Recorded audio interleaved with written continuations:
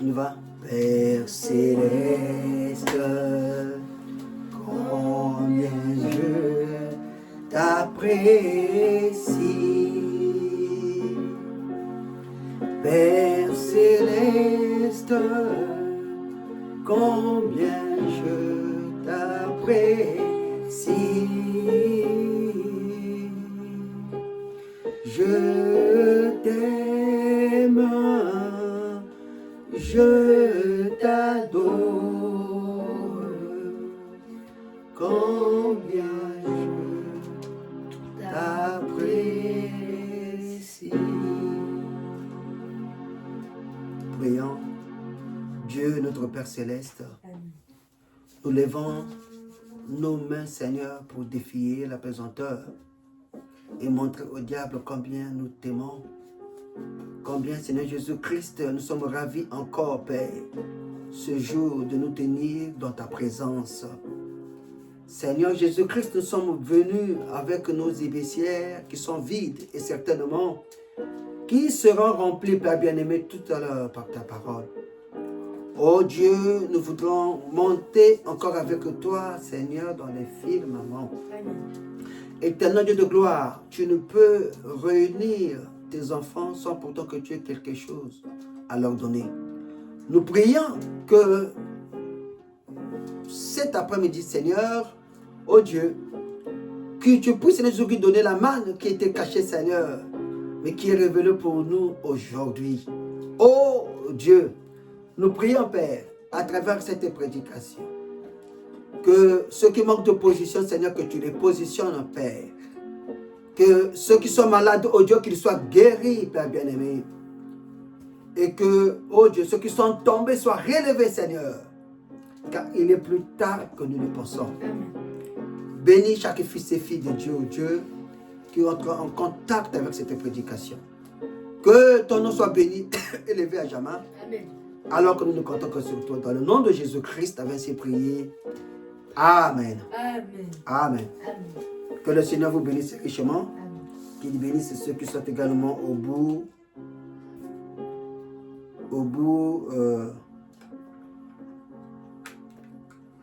de ce moyen de transmission de la parole, ce moyen de communication qu'il nous a donné, qui sont aujourd'hui ces réseaux sociaux, dont l'intelligence de l'homme a initié, mais que Dieu nous a également permis de pouvoir atteindre son peuple. Il est question d'évangéliser pour Jésus. Et nous l'évangéliserons même à travers les réseaux sociaux. Voilà pourquoi partout où il y a réseaux sociaux, la parole de Dieu sera évangélisée pour atteindre un maximum de personnes. N'oubliez pas, l'évangile dit que lorsqu'il quittera les Juifs et partira aux nations, toute la terre sera évangélisée. Et une fois, ceux qui l'accepteront et ceux qui le rejetteront pourront apprendre de ce que Dieu a fait de nous aujourd'hui. Là alors arrivera la fin. Et nous pouvons dire, est-ce que le message est parvenu sur toute la terre? Nous disons oui. Le frère Joseph Branham, avec les moyens de la technologie, les moyens de bord, a pu davantage de ce qui était emmagasiné, faire quoi? Distribuer cette nourriture également à travers, jusqu'au bas-fond de la terre. Aujourd'hui, les réseaux sociaux nous ont permis également à continuer à faire le travail pour ratisser davantage. Alors, il est plus tard que nous le pensons. Nous allons continuer notre thème que nous avions entrepris, qui en est à sa troisième sous-partie, dans la maternité sacrée. Et n'oublions pas notre thème, comme je l'ai dit, les 3 responsabilités sacrées données par Dieu à l'épouse du temps de la fin, à l'église du temps de la fin. Dans son troisième sous-partie, la maternité sacrée. Alors nous allons lire la parole de Dieu dans Genèse chapitre 3.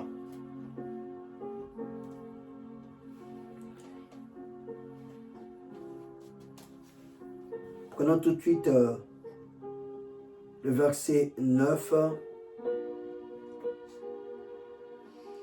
jusqu'au verset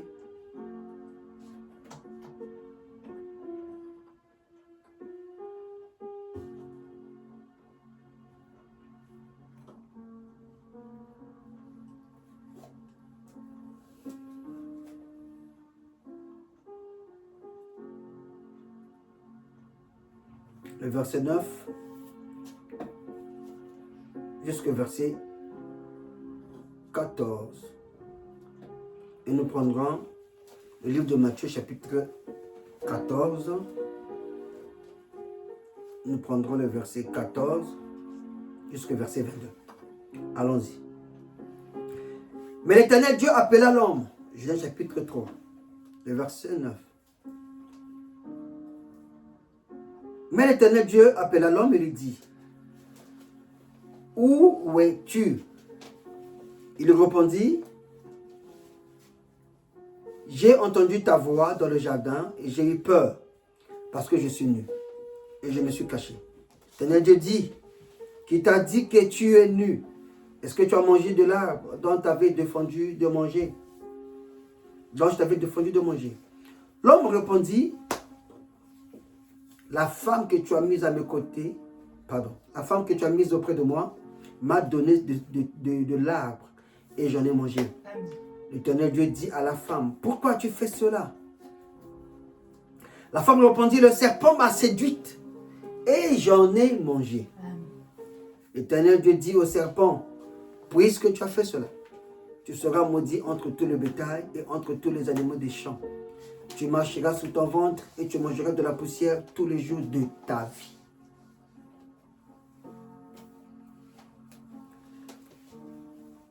Prenons dans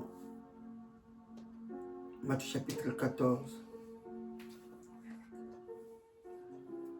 du verset 14 au verset 22.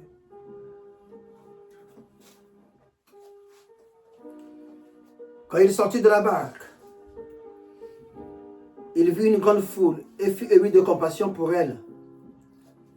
Et il guérit les malades. Le soir étant venu, les disciples s'approchèrent de lui et dirent, ce lieu est désert et l'heure est déjà avancée. Renvoie la foule afin qu'elle aille dans les villages pour s'acheter des vivres. Alléluia. Amen. Oui, il était encore jour.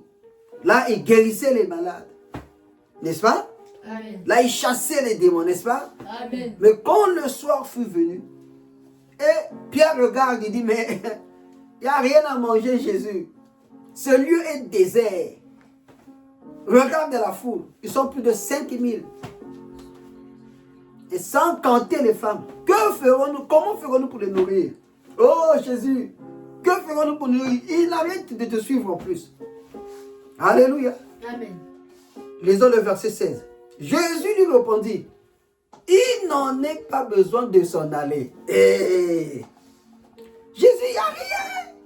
Il n'y a rien à manger. Et tu dis qu'ils ne partent pas. Mais ils vont mourir de faim. Il dit, donnez-leur vous-même à manger. Le verset 17. Mais il lui dit, nous n'avons ici que 5 pains et 2 poissons. Et il dit, apportez-les-moi. Est-ce que c'était quoi? C'était le matin? C'était le matin? C'était à midi? Non. C'était quand? Le soir. C'était au temps du soir. Alléluia. Il dit, apportez-les-moi. Donc, il est nécessaire de rester aussi en jeûne. Un jeûne qui commence le matin et qui s'ouvre le soir. Parce que le soir, Jésus-Christ lui-même devrait les nourrir. Amen. Il fit asseoir la foule sur l'herbe, prit les 5 pains et les 2 poissons, et levant les yeux vers le ciel, il rendit grâce. Puis, il rompit les pains et le donna aux disciples, qui les distribuèrent à la foule. Les disciples font quoi? Fit quoi? Ils les distribuèrent à la foule. Amen.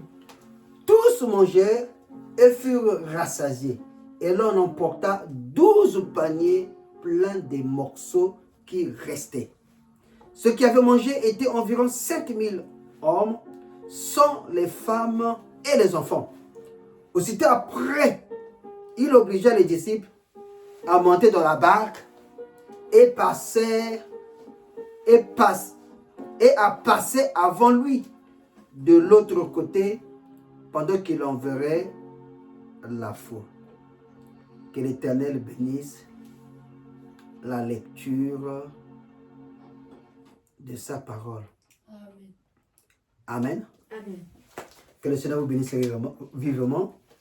C'est un réel plaisir, une joie immense d'être de nouveau dans la présence de Dieu. Amen. Amen.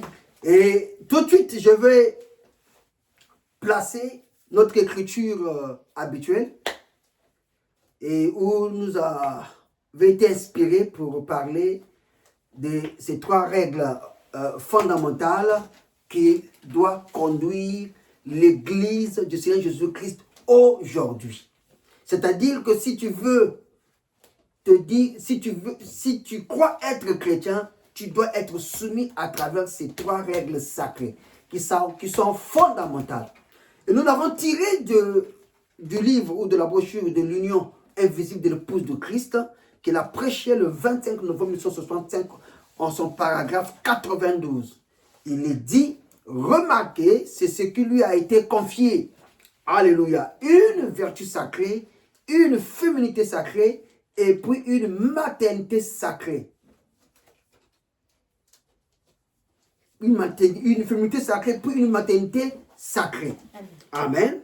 Pour faire honneur à son mari. Amen. Amen. Et nous venons de lire dans le livre de la Genèse. Et vous savez, le livre de la Genèse, c'est le chapitre quoi?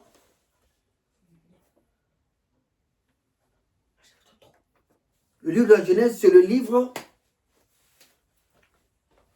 où Dieu a commencé toutes choses. Toute chose a commencé dans le livre de la Genèse. Si nous voyons la trahison a commencé dans le livre de la Genèse, n'est-ce pas? Amen. Oui. Le mariage a commencé dans le livre de la Genèse.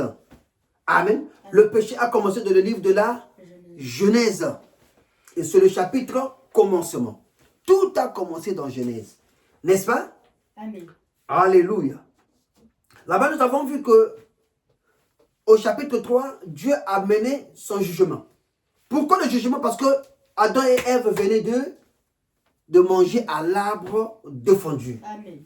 Abraham nous dit que l'arbre défendu n'était autre que le rapport sexuel qu'ils avaient fait. Amen. Amen. Et alors que Dieu ne leur avait pas encore montré cette façon de faire.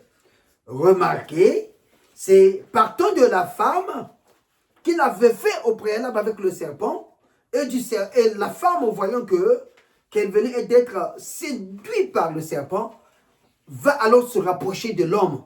L'homme ne fait pas séduit, mais l'homme, vu que sa femme, qui commet l'acte, devrait mourir, alors il s'est laissé plonger dans la femme pour que Dieu ne puisse pas tuer sa femme.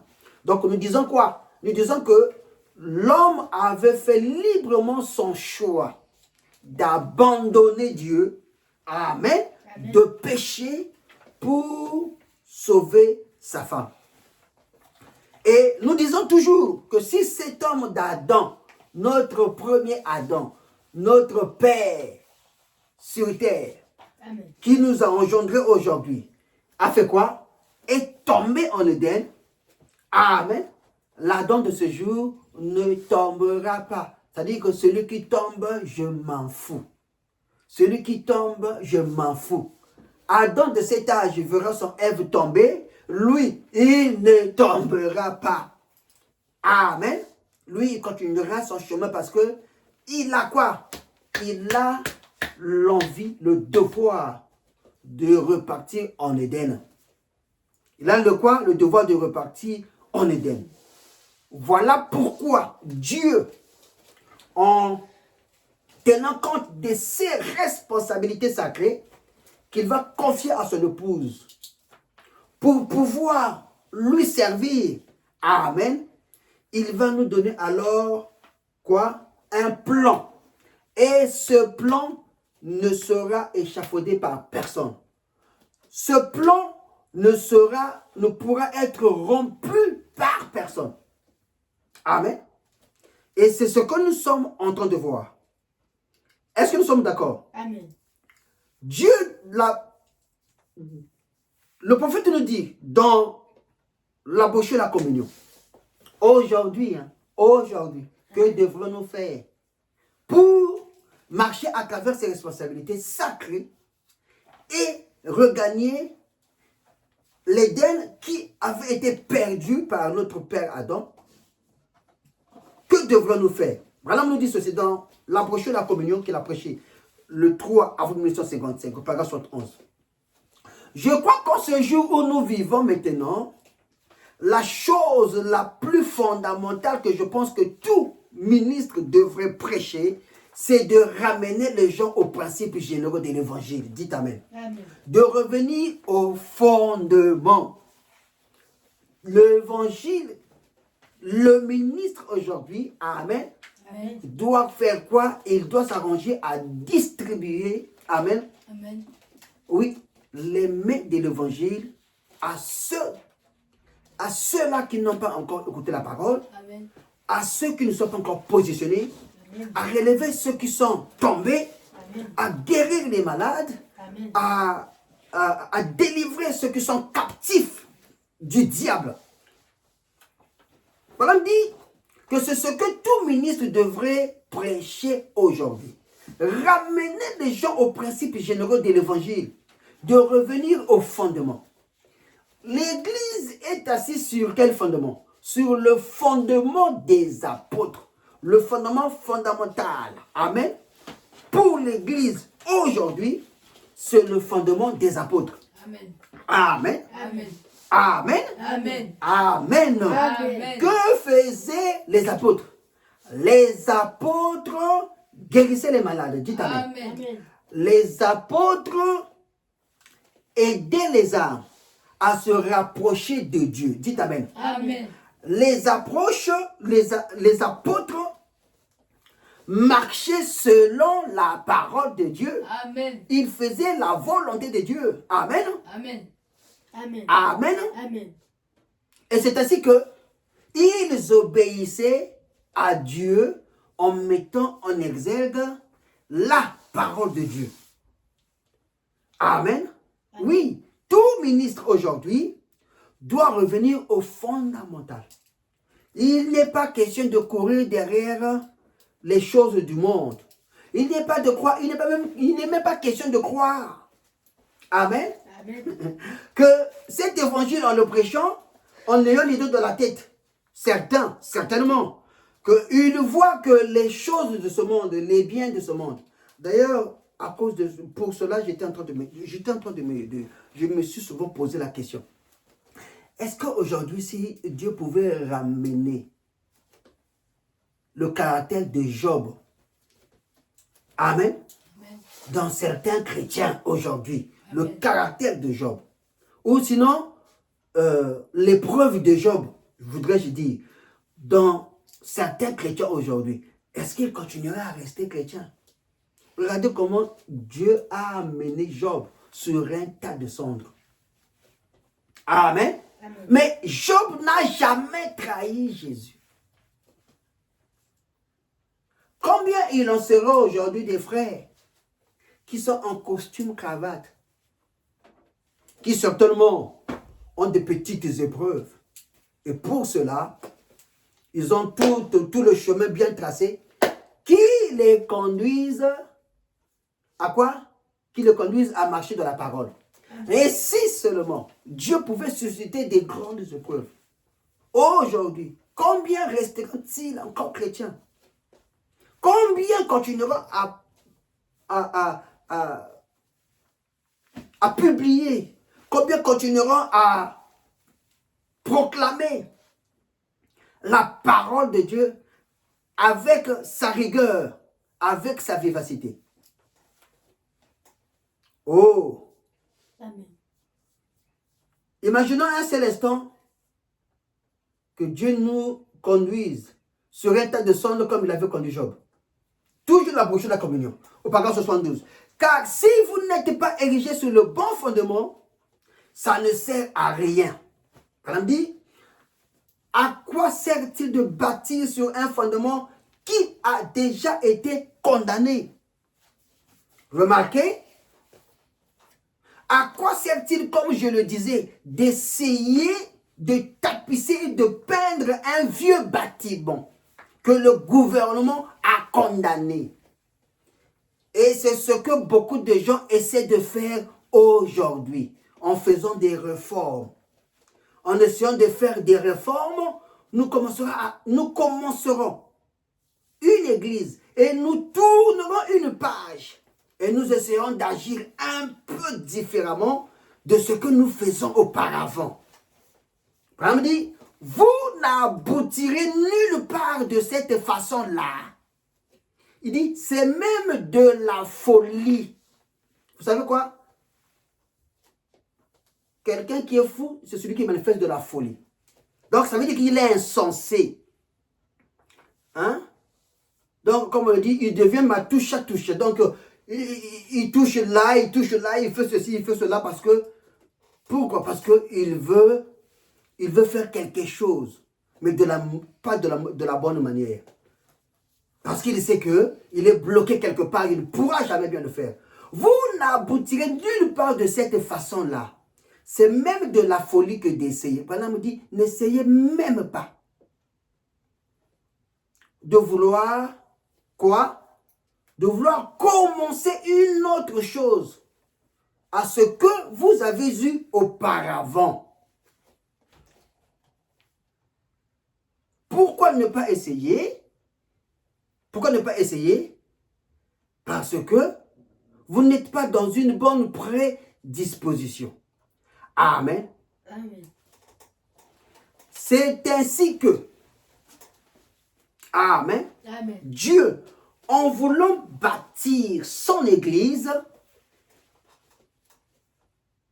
il a commencé à poser le fondement. Et le fondement fondamental pour bâtir l'église, nous avons dit, c'est quoi? C'est la parole de Dieu. Amen. Et l'église a reçu la parole venant des Juifs, car le salut vient des Juifs. Le salut vient des Juifs. Amen. Nous avons dit, le dimanche passé, nous avons dit que Paul était celui qui avait été choisi par Dieu pour être ministre des nations, envoyé à l'église, envoyé aux nations. Amen. Remarquez, qu'est-ce qui nous est dit dans la Bible en ce qui concerne l'apôtre Paul qui avait été choisi dans la parole? La Bible nous dit ceci. Dans Philémon chapitre 1 du verset 1. Il nous est dit, Paul était prisonnier de Jésus-Christ. Alléluia. Amen. Il dit, Paul, prisonnier de Jésus-Christ, et le frère Timothée, à Philémon, notre bien-aimé et notre compagnon d'œuvre. À la sœur Agrippa, le verset 2, et Archippe, notre compagnon de combat, et à l'église qui est dans la maison. Dieu veut voir les églises dans la maison. As-tu l'église dans ta maison? Amen. Amen. L'église dans la maison, ce sont ceux-là qui sont appelés à sortir du monde, à tenir un programme ferme. Amen. D'écoute de la parole, de la prière. Amen. Et Amen. de l'application de cette parole dans la maison. Amen. L'église de la maison. Amen. À être assis sur l'adoration du Seigneur Jésus-Christ dans la maison. Donc, une maison au préalable doit avoir quoi? Il doit avoir un programme bien tracé pour élever Jésus-Christ dans la maison. Amen. Dites Amen. Amen. C'est-à-dire que quand Dieu te bénit, il te donne une maison. Cette maison-là, tu dois d'abord la consacrer à qui? À Jésus, et à programmer, à faire un programme dans la maison de comment tu dois conduire l'adoration dans la maison. Dieu t'ordonne à avoir une église dans la maison. Amen. Amen.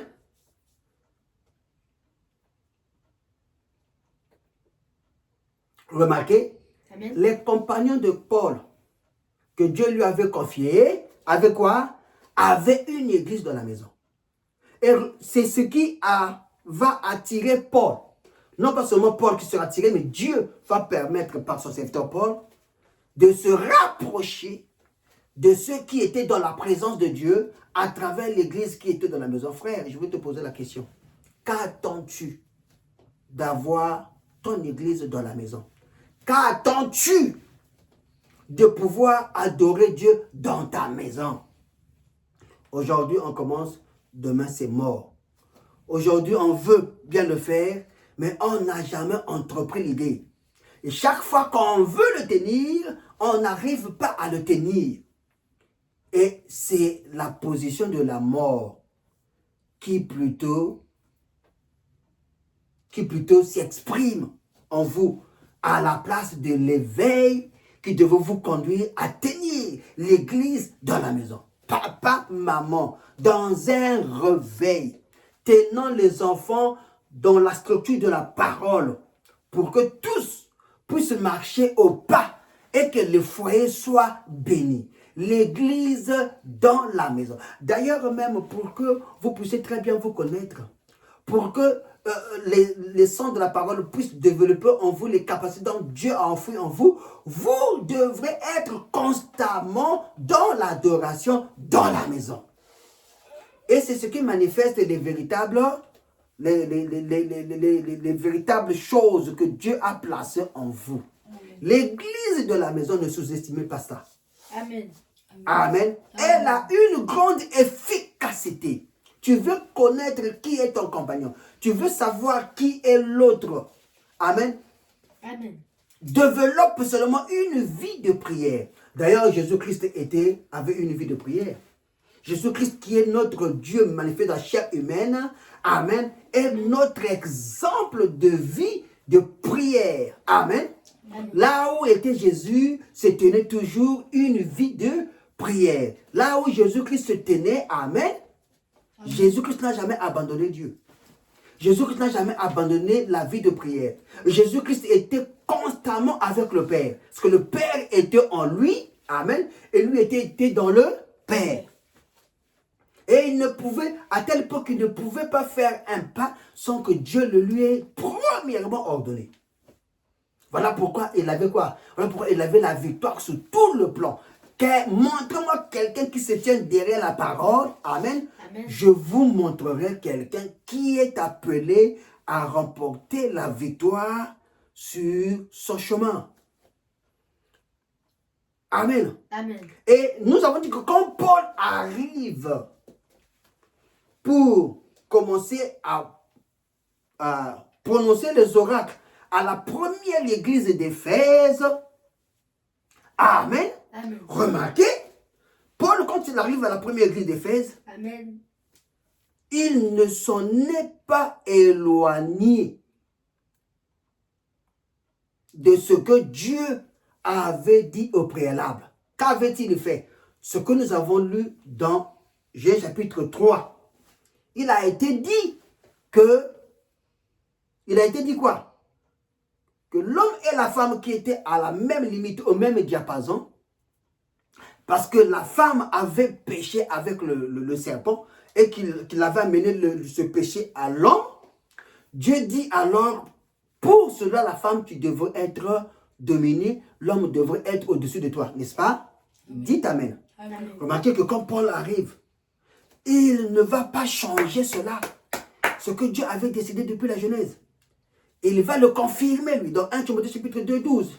Il dira ceci: je ne permets pas à la femme d'enseigner, ni de prendre de l'autorité sur l'homme, mais elle doit demeurer dans le silence. Amen.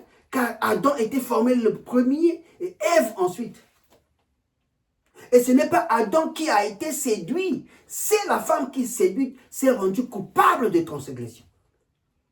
Remarquez, il dit que quoi? Au verset 15, elle sera néanmoins sauvée en devenant mère si elle persévère avec modestie dans la foi, dans la charité et dans la sainteté. Donc, une femme pour qu'elle soit sauvée, amen, Amen. elle doit devenir mère, n'est-ce pas? Mais pour devenir mère, amen, elle doit avoir la foi. Amen. La foi dans ce que Dieu lui a confié comme responsabilité.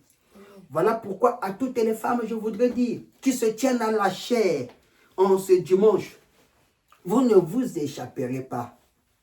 Oui, obligé de vous ranger derrière la parole. Parce que la parole corrigera toujours l'erreur de l'heure. Amen. Et je vous le dis à vous païens, en tant que je suis apôtre des païens, je glorifie mon ministère. Le ministère de Paul était pour qu'il puisse se tourner vers les païens. Amen. Amen. Amen.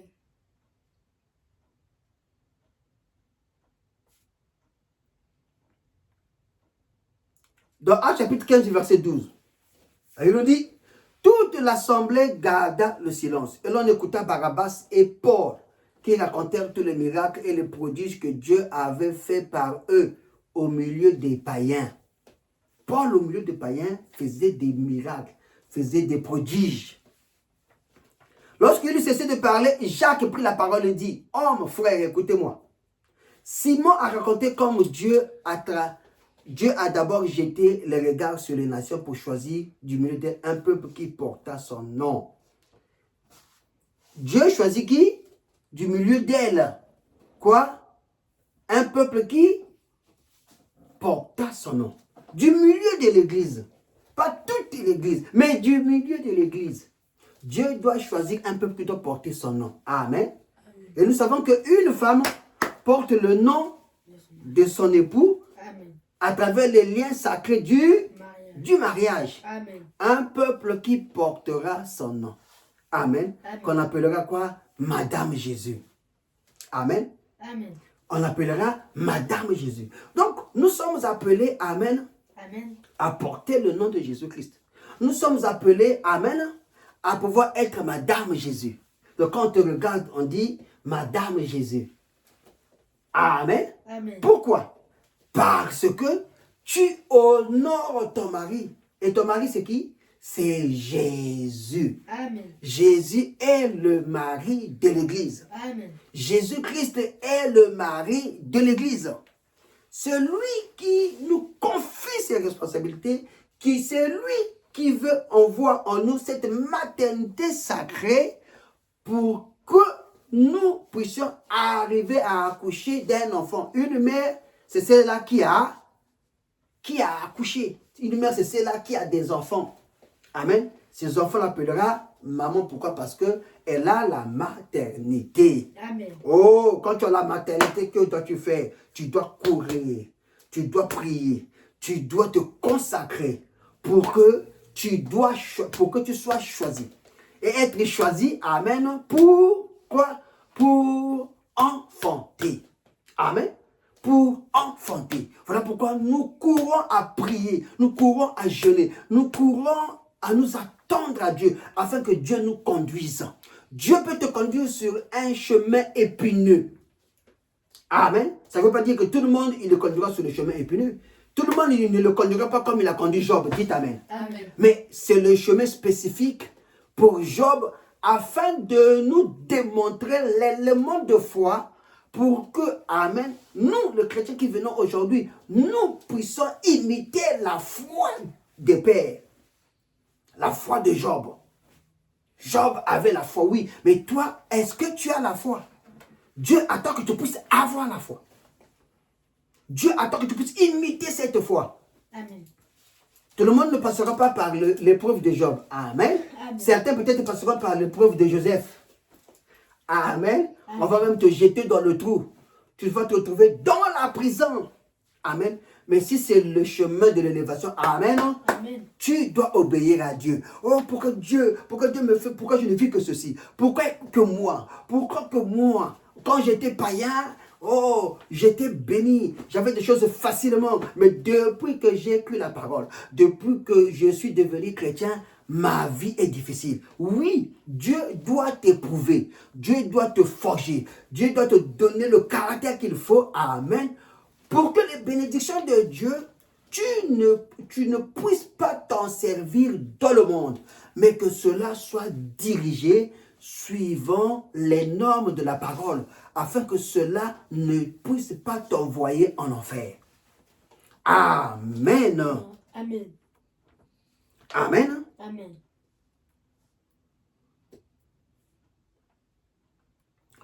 Dieu doit choisir du milieu de lui, du milieu d'elle, un peuple qui doit porter son nom. Mais comment dois-tu choisir ce peuple aujourd'hui? Si Paul était le prophète, le premier prophète envoyé aux nations, mais la Bible ne s'arrête pas seulement à Paul. Amen. Parce que ce n'est pas Paul qui va écrire les lettres aux sept églises. Dites Amen. Amen. Paul, après le départ de Paul, lui qui fut le premier prophète des nations, Amen, il y en a eu 6 autres églises. Et les 6 autres églises, comme nous l'avons dit, devraient s'asseoir sur quel fondement? Sur le fondement de ce que les apôtres ont posé. Voilà pourquoi, Amen, Amen. Jean qui est le symbole de Dieu, Jean qui est l'apôtre de Dieu, Amen, choisit à quoi? À écrire le livre de l'Apocalypse. Il va lui montrer quelles seraient les étapes que l'Église va traverser pour arriver à quoi? Pour arriver à la perfection. Vous voulez atteindre la perfection? Amen. Vous voulez être Madame Jésus? Amen. Madame Jésus-Christ qui a reçu la parole. Amen. Et qui doit devenir lui-même la parole. Amen. Amen. Amen. Alors, c'est dans Apocalypse chapitre Jean. Apocalypse chapitre 5. Écoutez ce que nous allons lire dans Apocalypse chapitre 5.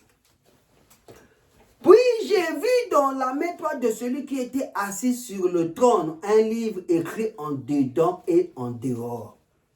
Amen. Amen. Le livre écrit en dedans, nous le lisons tous. Dites Amen. Amen. Mais le livre écrit en dehors, là, nous n'arrivons pas à le lire tous. C'est ce livre qui était scellé de cette sceau. Amen.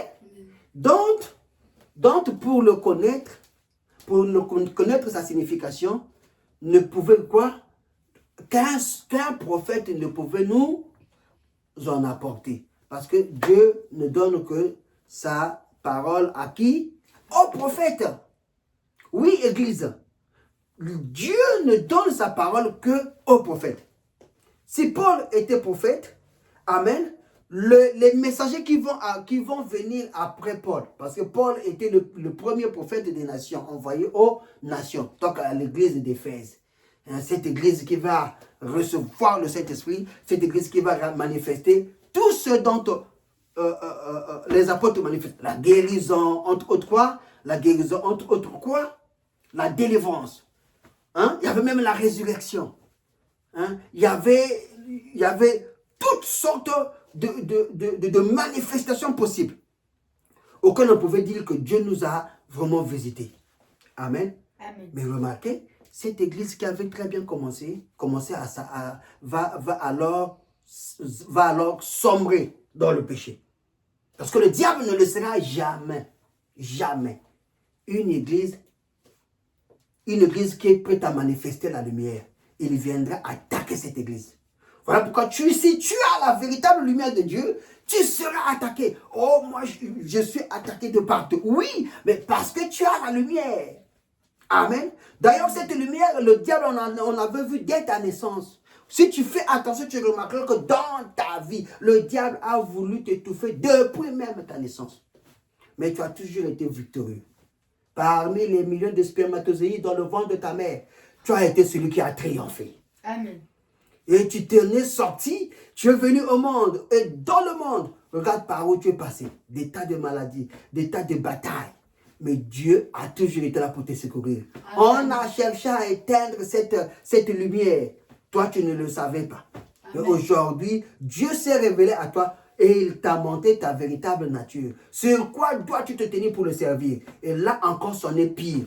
Il monte tellement au créneau pour chercher à t'étouffer, pour chercher à t'éliminer. Mais le Seigneur Jésus-Christ est toujours là pour te secourir. Disons-le tous. Le Seigneur Jésus-Christ est toujours là pour me secourir. Oh, de jour comme de nuit. Dans tes faiblesses. Amen. Amen. Comme au temps où tu es plus fort dans la prière. Le Seigneur Jésus-Christ est toujours là pour te secourir. Tant que Dieu n'en a pas dit un dernier mot dans ta vie, il ne t'arrivera rien. Pourquoi? Parce que tu es dans le programme de Dieu. Il arrive que quelquefois, nous devons faire confiance en Dieu. Amen. Parce que quand Dieu se révèle à toi, il te montre que tu es dans son programme. Amen.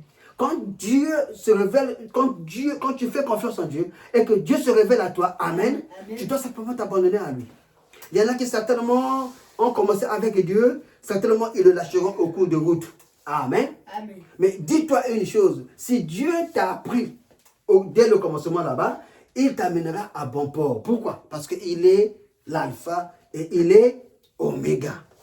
Peu importe ce que tu peux vivre au milieu là, dis-toi qu'aussi longtemps qu'il est alpha, il est oméga, il t'amènera à bon port. Amen. Amen. Nous devons connaître notre programme. Nous devons savoir ce que Dieu dit de nous aujourd'hui. Nous devons savoir qu'est-ce que Dieu avait écrit dans la Bible. Et qu'est-ce qui doit m'être révélé pour qu'à travers les responsabilités qu'il me donne, je puisse lui rester confiant. Amen. Tu dois connaître ce qui est écrit au dos du livre. Et ce qui était écrit au dos du livre, la responsabilité a été donnée à qui? À Jean. Il a été donné à Jean. Ok? Amen. Et le verset 2 dit, le verset 2 d'Apocalypse chapitre 5. Et je vis un ange puissant qui criait d'une voix forte, qui est digne d'ouvrir le livre et d'en rompre les sceaux. Amen. Un homme était digne? Non. Écoutez, et personne dans le ciel, ni sur la terre, ni sous la terre ne put ouvrir le livre et le regarder. Jean pleurait. Amen. Pourquoi Jean pleurait? Parce que s'il y avait personne qui pouvait ouvrir le livre et le regarder, nous serions restés liés à jamais. Amen. Amen. Le diable, à travers Ève, avait fait quoi? À travers Ève, il a fait rentrer le péché et Adam n'a pas voulu garder la puissance de Dieu, n'a pas voulu continuer à rester Dieu sur la terre. Il a choisi quoi? Il a choisi renvoyer le livre du propriétaire originel, le Seigneur Jésus-Christ. Il a renvoyé ce livre. Dieu avait repris son livre. Amen. Et la Bible dit que la clé du royaume était entre les mains de Satan. Et c'est ce qu'il avait ravi à Adam. Le livre était reparti à Dieu. Adam est resté avec la femme. Amen. Et le diable a ravi les clés du royaume. Et le diable n'avait que les clés du royaume. C'est ce que Jésus-Christ devrait aller chercher parce que cela ne l'appartenait pas pour tout commencer. Dieu est allé jusqu'au séjour de mort où il est allé demander la clé après quoi? Après être mort à la croix, après avoir payé le prix du rachat. C'est la mort du corps de Jésus-Christ. Pas le Jésus Père qui était mort, non, mais le sacrifice sanglant, l'agneau immolé. C'était ce corps de Jésus, le corps de son Fils. Il a sacrifié ce corps pour que toi tu sois sauvé, pour que toi en l'acceptant, que tu puisses, alléluia, que tout ce qui était en lui revienne sur toi. Quand tout ce qui est sur Jésus revient sur toi, c'est alors toi qui deviens puissant. La seule chose qu'il te demande de faire, c'est quoi? C'est d'accepter, amen, le sacrifice sanglant. Dites amen. Amen. La seule chose qu'il te demande, c'est d'accepter le sacrifice du sang. Seul le sang de Jésus-Christ est capable de faire expiation. Il va expier quoi? Ton iniquité. Oh, peu importe les péchés que tu as commis. Oui, quand tu te regardes, tu te dis, est-ce que moi, je peux encore être sauvé? Oui, tu peux être encore sauvé. Aussi longtemps que tu respires encore sur cette terre. Quand tu regardes ta nature, quand tu regardes ce que les alliances dans ta famille a fait de toi. Quand tu regardes le nombre de choses que tu as fait, tu as commises, tu dis que je suis devenu inutile. Dieu ne peut plus même jeter son regard sur moi. Dieu est capable. Amen. Il te demande qu'une seule chose, c'est de reconnaître le sacrifice du sang. De reconnaître quoi? Le sacrifice du sang. Le sang qui a coulé à Golgotha. Amen. Amen. Il n'a pas coulé pour quelqu'un d'autre, il a coulé pour toi. Tu dois le croire. Amen. Amen. Oui, Dieu a quitté ton trône de grâce pour toi, pas pour quelqu'un d'autre. Pour toi, tu dois le croire. Amen. Amen. Et alors, pour que tu puisses avoir plus de foi dans la foi de ce qu'il a fait à Golgotha, amen, Dieu il te demande, tu dois connaître ce qu'il avait scellé au dos du livre. Dites amen. Amen. Ce qu'il avait quoi? Scellé au dos du livre. Donc, quand Paul est arrivé, que faisait Paul? Paul était en train d'écrire, d'expliquer davantage et au mieux ce que Dieu avait scellé au dos du livre pour la première église qui était sur la terre, c'était l'église d'Éphèse. Amen. Et le petit peuple qui en avait cru, ce petit peuple-là, ce sont ceux-là qui étaient l'épouse de Jésus et qui marchaient avec la parole de Dieu tout en reconnaissant que Dieu est venu leur visiter à travers le messager Paul. Amen. Paul était en train d'expliquer quoi? Il était en train d'expliquer quoi? Il était en train d'expliquer une portion du livre de 7 sceaux. Mais dans la partie était propre quoi? À quoi? Propre à cette nation d'Éphèse. Et cela en fit autant également pour la deuxième, pour la deuxième église, qui était, quelle église? L'église de Smyrne, n'est-ce pas? L'église de Smyrne, vous êtes avec moi? Amen. L'église de Smyrne, et de l'église de Smyrne, l'église de Pergame, un messager de l'église de Smyrne, un messager de l'église de Pergame, un messager de l'église de Thyatire, un messager de l'église de Sardes, et un messager de l'église de Philadelphie, c'est très bien, et un messager de l'église de Laodicée. Remarquez que si il a été repéré de reconnaître le messager Paul, qui lui venait droit à l'église d'Éphèse, en qui le fondement de la parole fut posé, Amen. alors, voilà nous dira que de ces mêmes caractéristiques qu'on a identifiées dans Paul, on a pu placer les autres messagers, n'est-ce pas? Vous dites Amen. Amen. Alors, après Paul est venu qui? Irénée. Après Irénée, Martin, Colomban, Luther, Wesley et le dernier messager de la dernière église du temps de la fin, dont nous parlons, dont on parle, dont les églises parlent aujourd'hui, n'est autre qu'un seul messager, amen, mais un messager prophète qu'on appelle Branham. William Marion Branham. Alors, pour synthétiser, nous disons ceci. Dieu a envoyé William Marion Branham afin de rassembler de nouveau un peuple qui doit faire quoi? Un peuple qui doit recevoir le conseil qui Amen. était au dos du livre. Amen. Amen. Amen. Amen. Quand Jean était venu annoncer, alors qu'il avait vu qui?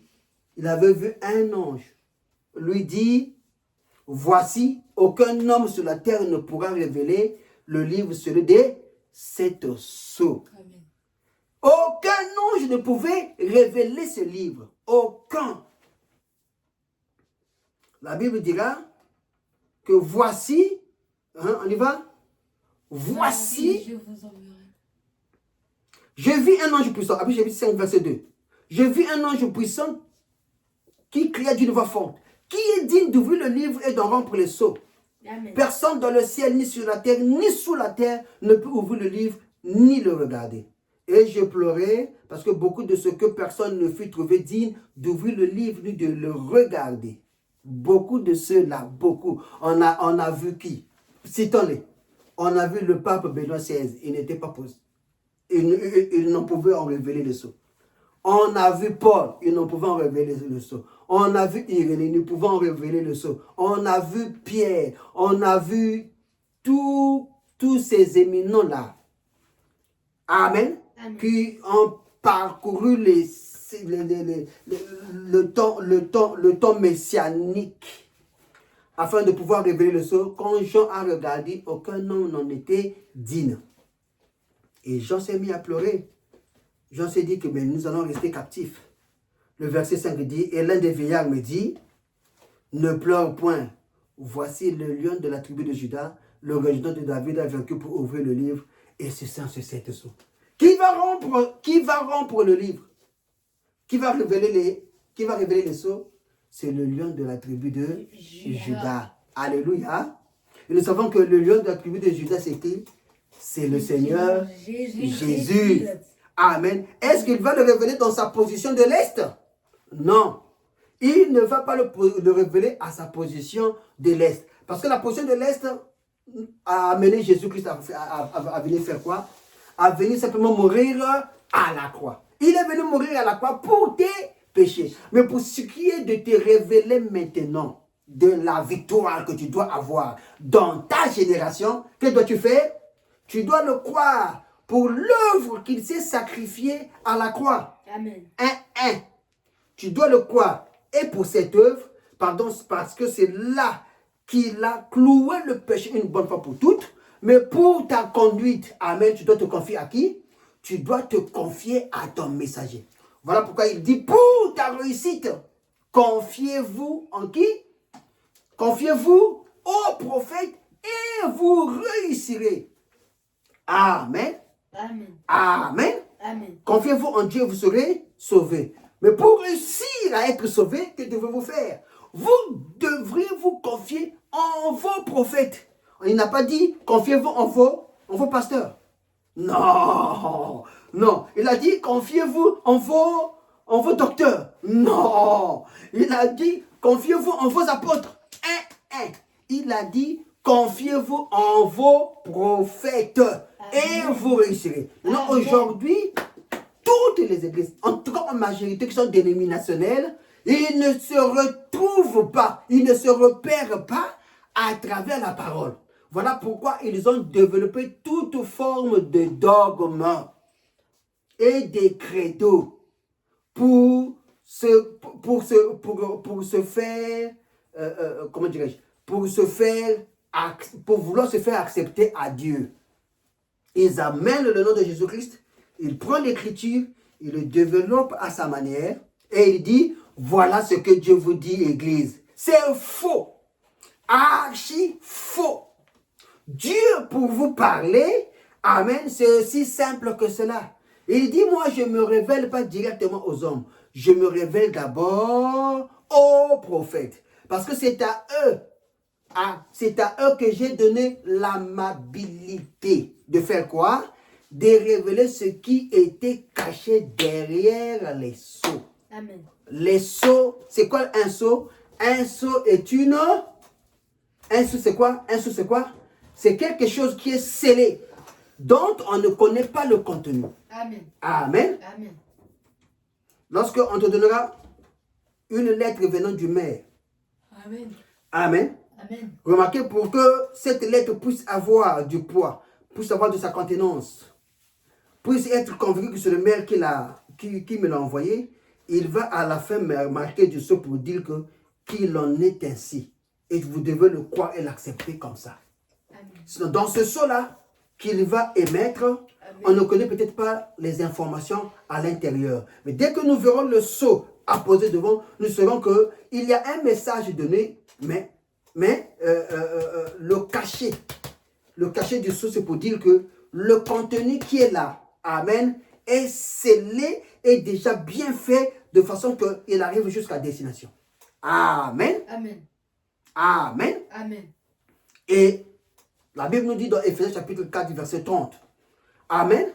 Quand Dieu te scelle du sceau, c'est jusqu'au jour de la rédemption. Donc, le sceau de Dieu, c'est quoi? C'est le Saint-Esprit. Or, le Saint-Esprit, amen, est notre consolateur. C'est le consolateur, amen, qui vient pour nous conduire dans toute la vérité. Amen. Donc, nous avons le Saint-Esprit parle.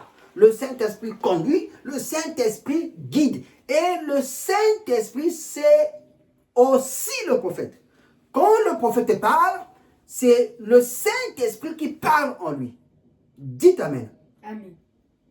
Amen. Amen. Et j'ai vu du milieu du trône et des quatre êtres vivants, au milieu des veillards, un agneau qui était là comme immolé. Dites Amen. Amen. Un agneau qui était là comme immolé. Remarquez, le comme n'est pas mis là pour rien. Amen. Amen. Il dit bien comme immolé. Donc, il n'était pas vraiment certain s'il était immolé ou pas. Et il dit, il avait 7 cornes et 7 yeux qui sont les 7 esprits de Dieu. À chaque église, il y avait un esprit de Dieu. À chaque église, il y avait un esprit de Dieu. Un esprit de Dieu pour révéler un sceau approprié à cette église. Amen. Un esprit de Dieu pour révéler un sceau. Pour un sceau approprié à la deuxième église, à la troisième. Et quand on arrive à la 7e, Amen. Remarquez que c'était des pépites, des sceaux, des pépites, des sceaux, des pépites, des sceaux. Mais quand on arrive à la dernière église, Amen, Amen. Dieu alors révèle toute la parole. Et qu'est-ce qu'il fait? Et toutes les erreurs qui étaient restées en suspens. Il passe en filigrane en faisant quoi? En redressant correctement ce que les réformateurs ont apporté à travers les autres églises. À travers les autres églises. Dont notamment Irénée, Colomban, Martin, Luther, Wesley. Tous ceux qui les ont... Nous allons prendre l'exemple de Luther. Qui, étant réformateur, le juste vivrait par la foi. Dieu lui recommandait encore de continuer à quoi? À apporter le baptême dans le nom du Père, Fils et Saint-Esprit. Ce que nous savons que dans la Bible est un faux baptême. Parce que lorsque les apôtres étaient avec Jésus, Jésus va leur recommander d'aller baptiser au nom du Père, Fils et Saint-Esprit. Remarquez, mais lorsque l'effusion du Saint-Esprit eut lieu dans Actes chapitre 2, aucun de ces apôtres n'est allé baptiser au nom du Père, Fils et Saint-Esprit. Lisez bien votre Bible, vous verrez qu'en aucun cas, nulle part, un apôtre du Seigneur Jésus-Christ est allé baptiser dans le Père, Fils et Saint-Esprit. Voilà pourquoi aujourd'hui, si tu as encore le baptême au nom du Père, Fils et Saint-Esprit, je veux te dire que tu as un faux baptême. Tu as un faux baptême parce que le baptême se fait dans le nom du Seigneur Jésus-Christ. C'est selon Actes chapitre 2 du verset 38. Amen. Amen. Et donc Jésus-Christ, lui, seul, devrait révéler les sceaux. Amen. Alors Dieu, sachant qu'il va révéler les sceaux, qu'est-ce qu'il va faire? Dieu, sachant qu'il va révéler les sceaux, qu'est-ce qu'il va faire? Parce qu'il ne peut pas mettre les pieds sur la terre. Il est obligé de choisir dans son église. Remarquez qu'on arrive à la dernière, n'est-ce pas? Alors tous les sceaux doivent être, tous les 7 sceaux doivent être révélés. Mais il y a une manière de faire qui n'est pas propre à permettre à son église, qui doit devenir son épouse, de pouvoir se revêtir de la véritable parole parfaite. Pour ramener cette perfection, qu'est-ce qu'il fait? Il choisit dans l'église un frère. Un frère qui doit faire quoi? Qui doit porter son nom. Ce frère-là, amen, il va naître dans l'église, il va grandir dans l'église, au milieu du rien. Dieu alors, au temps favorable, l'utilisera, amen, pour un but. Le but, c'est lequel? C'est de sceller cette épouse. C'est d'amener cette épouse au rassemblement. Le but, c'est quoi? C'est de préparer cette église, alléluia, à recevoir la révélation du livre scellé au dos du livre. La révélation des 7 sceaux scellés au dos du livre. Donc, tant que tu restes avec la Bible, je dis et je répète, tu ne connaîtras jamais ce que Dieu a voulu réellement dire, qui est scellé au dos du livre, dont il a révélé par son serviteur Jean, dans le livre d'Apocalypse chapitre 5. Si tu vas voir ton pasteur, combien tu peux être éminent, que tu peux l'appeler de tous les noms. Amen. Amen. Amen. Mais la dernière église, qu'on appelle l'église de Laodicée, amen, Amen. c'est cette église, amen, Amen. dont tu dois faire quoi? Qui doit connaître tous les mystères de Dieu. Oh, pourquoi tu dis que c'est cette dernière église? Mais la Bible dit, à l'ouverture du 7e sceau, amen, Amen. il ouvre à l'ouverture du 7e sceau, tout le mystère de Dieu doit se révéler. C'est là que le mystère de Dieu se révèle. Quand? À l'ouverture du 7e sceau. Le 7e sceau pour la 7e église. Le 7e sceau pour le 7e âge. À son 7e messager. Parce que chaque sceau est ouvert à travers une église. Et l'église à travers son messager qui vient dans l'ordre de cette église. Premier sceau pour la première église et pour le premier messager. Maintenant, lorsqu'on arrive au 7e sceau, Dieu dit que c'est là qu'il devrait dévoiler tout le mystère, n'est-ce pas? Amen. Et c'est dans Apocalypse chapitre 10. Vous remarquez? Apocalypse chapitre 10 du verset combien? Du verset 7.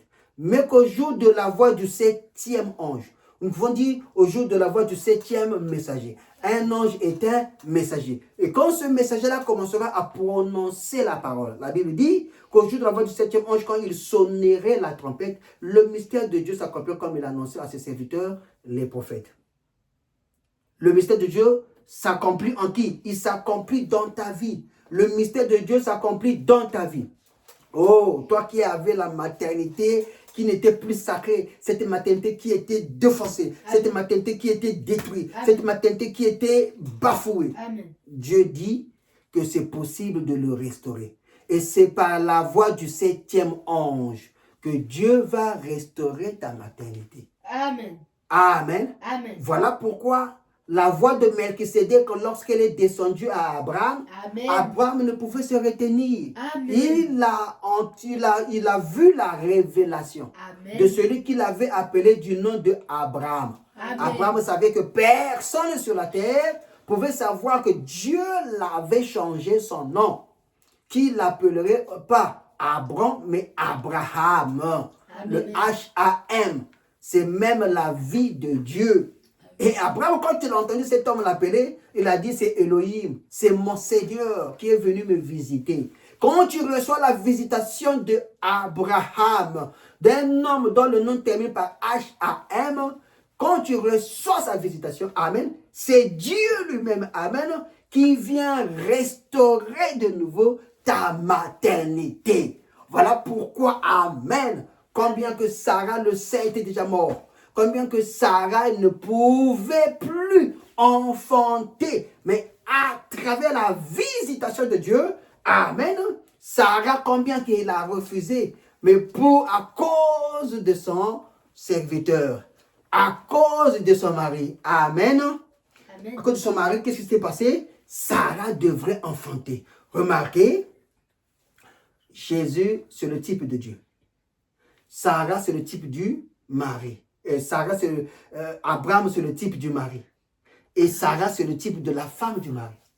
Donc, à cause d'Abraham, Sarah doit enfanter. Oh, sœur, si tu t'es mariée avec une révélation, si tu vis avec une révélation, combien que tu as des difficultés d'enfanter, sois-en sûr. Amen. Dressez-vous derrière la parole. Réclamez ça à ce Dieu qui vous a unis. Peu importe ce que vous demanderez, Dieu vous l'accordera. Dites Amen. Amen. Sarah a enfanté. Pourquoi? Parce qu'il a reçu la visitation de l'ange. Amen. Cet ange puissant Amen. qui était venu lui révéler Amen. ce qui était écrit au dos du livre. Amen. Seul le connaissait qui? Abraham. Amen. Et Abraham l'a annoncé à son peuple. Amen. Et son peuple s'en est agrippé. Son peuple s'en est tenu mordicus. Amen. Jusqu'à ce qu'il a vu quoi? Il a vu la manifestation de quoi? De la promesse de l'heure dans la vie de Sarah. Amen. Et c'est ainsi qu'ils ont cru que le Dieu d'Abraham était vivant. Que le Dieu d'Abraham était réel.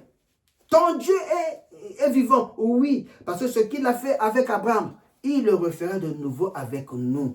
Il a dit, mais qu'au jour de la voix du 7e ange, alors tout le mystère n'était pas révélé au temps du premier âge avec Paul, avec Irénée, avec Colomban, avec Martin. Mais quand on arrive au jour de la voix du 7e ange, là Dieu, Amen, est obligé de faire quoi?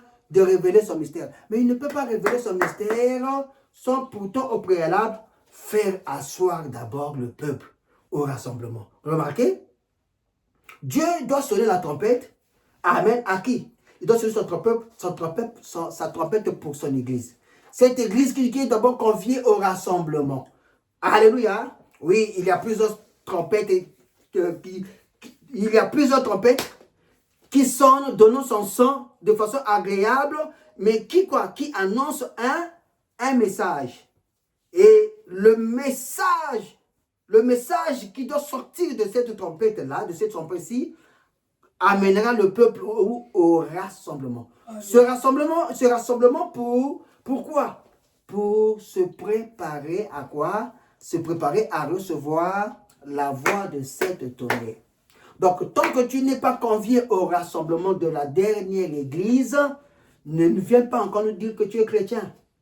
Tant que tu n'es pas appelé au rassemblement de la dernière église, tant que tu n'es pas entré dans ce rassemblement, dans l'esprit du rassemblement. Parce que tu peux être au rassemblement, mais ne pas être véritablement au rassemblement.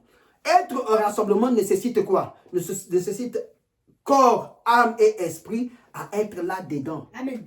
Amen. Amen. Et l'Église aujourd'hui a du mal, amen, à entrer à ce rassemblement au préalable. Pourquoi? Parce qu'ils ont beaucoup d'antécédents. Et là-dedans, c'est ça qui est en train de miner le corps de Christ aujourd'hui. Je dis bien, l'Église a beaucoup d'antécédents. Il a du mal à arriver à être épouse de Jésus ou à se laisser être choisi à l'épouse de Jésus. Parce que entre le temps de vouloir sortir de cette église, de la Odyssée, pour entrer dans cet âge de l'épouse, dans ce rassemblement de l'épouse, il y a tellement de barrières que, amen, l'église n'arrive pas à quoi? Il n'arrive pas à être cette épouse de Jésus-Christ. Quelles sont les barrières que nous pouvons énumérer? Il y a les barrières de la sorcellerie. La sorcellerie dans l'église. Amen. Amen. Et on ramène la sorcellerie héritée des familles pour l'amener dans l'église. Un bien-aimé qui va, sans raison valable, qui va commencer à haïr un frère. Ce frère ne fait que t'aimer. Et une sœur qui va commencer à haïr une sœur. Cette sœur ne fait que t'aimer. Mais parce que ils viennent avec des motifs de vouloir voler les étoiles des enfants de Dieu, qui sont ignorants de ce que Dieu a placé dans leur vie, alors ils se retrouvent tous au rassemblement. Au lieu qu'ils viennent pour chercher leur délivrance, non, ils viennent pour annexer, ils viennent pour prendre aux autres, afin qu'eux, ils s'enrichissent d'eux. Ils veulent se lever au détriment des autres. Amen. Ils veulent monter en puissance en voulant voler la puissance des autres parce qu'ils ne sont pas encore dans le réveil. Voilà l'une des choses qui minent les églises. Voilà l'une des choses qui minent les soi-disant croyants qui n'arrivent pas à la véritable délivrance totale de la sorcellerie minée dans leur famille et qu'ils arrivent à être totalement délivrés pour entrer dans l'espace au rassemblement de l'épouse qui accepterait à 100% quoi? La révélation des tonnerres, la révélation des sceaux. Amen. Amen. Qui n'est autre que la voix de Dieu, qui n'est autre que la voix du Seigneur Jésus-Christ pour son épouse. À travers qui? À travers le messager du 7e ange. Les alliances, voilà entre autres. Les alliances déjà faites, ça fait que parce que quand tu es scellé dans les alliances, il y en a plusieurs. Nous sommes en train de poser juste le fondement. Dans ces alliances, quand tu scelles l'alliance, on dit, nous vivons ensemble, nous mourrons ensemble. Donc quand ce dernier tombe, vous êtes obligé de lui tendre la main. Vous êtes obligé de le relever parce que tu avais signé. Voilà pourquoi vous verrez dans d'autres églises, il y en a quand ils viennent là, ils s'assoient. Ils quittent l'église, il vient, il dit, ah, vous avez la bonne parole, hein? Vous avez une bonne position, en tout cas, je vais prier ici. Mais quand tu viens, on t'appelle, dit, hey, tu as des yeux comme moi, signe. Si tu signes pas, tu dégages. Ici, il n'y a pas de neutre. Tu ne vas pas venir voler les étoiles des gens ici. Quand tu entres ici, que tu vois ce que je suis, ou tu vois ce qu'est l'église, tu signes. Tu ne signes pas, tu dégages. Voilà pourquoi vous verrez dans les églises, il y en a qui viennent, mais qui partent aussitôt. Ils viennent aujourd'hui, mais ils disparaissent. Ils viennent aujourd'hui, une, 2 semaines, ils disparaissent. Pourquoi? Parce que quand ils regardent, ils disent, ici je vais laisser mes plumes. Ça va à la vitesse de croisière. Les alliances nocturnes, je voudrais parler. Amen. Amen. Les alliances nocturnes empêchent ces derniers qui regrettent avoir fait ces alliances-là parce que cela leur suit dans leur vie. Ça fait que si aujourd'hui, amen, il fait foi à ces alliances, il se dit que le Seigneur Jésus-Christ ne sera pas capable de me délivrer. Le Seigneur Jésus-Christ ne sera pas capable de me délivrer de quoi? De ces alliances. Bien-aimé, je veux te dire une chose. Si Dieu t'a réellement appelé, si Dieu t'a confié une mission, sache-le qu'il est capable de te délivrer comme il a délivré Moïse. Amen. Qui pouvait croire? Moïse qui était vraiment à fond dans la magie égyptienne. Moïse initié, amen, à être le remplaçant de Pharaon, pouvait être totalement délivré et se voir au travers d'un simple bâton pour aller sortir tout un peuple de l'Égypte. Dieu est capable de te délivrer de la sorcellerie. Dieu est capable de te délivrer des alliances nocturnes, alléluia, auxquelles tu t'es lié. La seule chose dont tu ne peux pas aujourd'hui venir à être de l'épouse, c'est parce que toi-même tu sais que tu n'ouvres pas ton cœur à la véritable délivrance totale. Dieu veut te délivrer. Voilà pourquoi il a ouvert les sceaux qui étaient scellés au dos du livre pour toi. Mais il est venu, il a quitté son trône de grâce. Il a quitté ton trône de grâce. Amen. Parce que il attend que toi tu sois délivré. Accepte le Seigneur Jésus-Christ. Amen. Parce que lui, il ne peut pas parler. Il a besoin d'une bouche. Ne rejette pas son messager. Il ne peut pas de lui-même parler. Il a besoin d'un représentant sur la terre. Amen. Voilà pourquoi celui qu'il va choisir là, il ne pourra jamais s'effacer de ce livre que Dieu est en train de lui donner à nouveau. Il ne pourra jamais faillir comme notre premier Adam a failli. Lui, il ne faillira pas. Lui, avec ce livre, il arrivera à la perfection. Il nous amènera à la perfection. Et tous ceux qui croiront en lui, les amènera à la perfection. C'est le livre qui était perdu, celui de cette sceau, dans l'Éden, amen, que Adam avait perdu, et que Dieu ramène de nouveau au temps de la fin pour sceller son épouse, à retrouver la position initiale, à être ce qu'avait été Adam dans l'Éden. Et Dieu vous fait confiance. Dieu vous fait confiance. Il ne t'a pas appelé au message pour rien. Il t'a appelé dans ce message. Parce que c'est que le message, quand tu donneras ta foi, il a la capacité de te délivrer de toute la sorcellerie. Dites amen. Il a la capacité de te transformer. Il a la capacité. Il ne te laissera pas mourir. Il ne te laissera pas aller en enfer. Parce qu'il a la puissance rédemptrice qui est même déjà en toi. La chose, c'est que tu n'es pas encore monté dans le firmament. La chose, c'est que tu n'es pas encore dans le réveil. Amen. Il y a en toi la peur. Amen.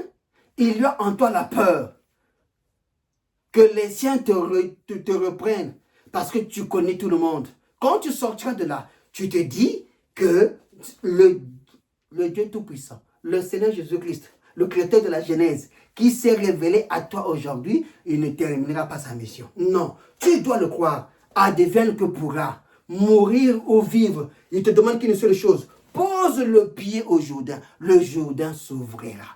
Quand tu poseras le pied, le Jourdain s'ouvrira. Crois en ton prophète et tu réussiras. Le prophète a fait quoi? Le prophète a sonné la trompette. Amen. La dernière trompette a été sonnée. Amen. Et les tonnerres ont été révélés. Oui. Et cela nous avons dit que le tonnerre était scellé dans les seaux. Mais Dieu a fait éclater ça. Et la vérité a été rendue manifeste. Crois-en. Crois-en. Et tu feras des exploits. Amen. Peu importe comment tu te trouves par terre. Oh, Dieu veut voir ta sincérité. Amen. Dieu veut voir ton corps. Dieu veut voir ton cœur. Remarquez, voilà pourquoi nous avons lu dans le livre de Matthieu, dans les quelques minutes qui me restent. Voilà pourquoi nous avons lu dans le livre de Matthieu. Qu'est-ce que nous avons lu? Nous avons dit ceci, le livre de Matthieu, que Jésus-Christ avait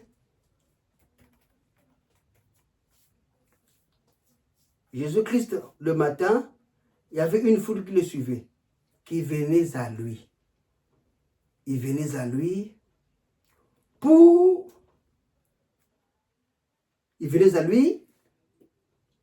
manger, pour chercher la délivrance. N'est-ce pas? Marc chapitre 5. Non, pardon. Matthieu chapitre 14. Quand il est sorti de la barque, il vit une grande foule et fut ému de compassion pour elle. Et il guérit les malades. Ça, c'était encore le matin. Quand vous venez dans le message,